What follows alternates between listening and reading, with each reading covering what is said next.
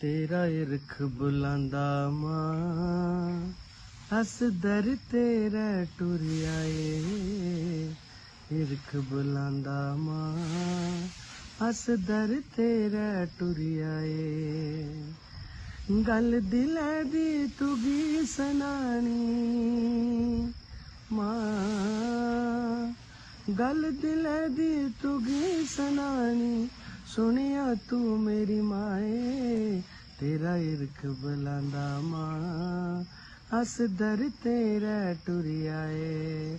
Hello जी, नमस्कार, जय माता दी। मैं सुरेश कुमार और तुंदे सारे कन्नै एक बड़ी खुशी भरी गल लगियां सांझी करन।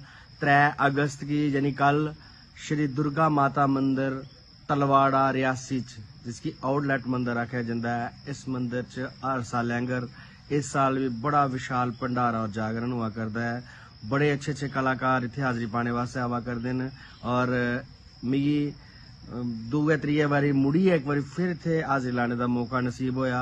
और मैं सारे रिक्वेस्ट करना कि आओ 3 अगस्त की यानी कल दुर्गा माता मंदिर तलवाड़ा रियासी च मिली जुलिए सारे जने रौनकां लाने, मिलने 3 अगस्त की दुर्गा माता मंदिर रियासी। सारे जने आयो, चेता नहीं भुलायो।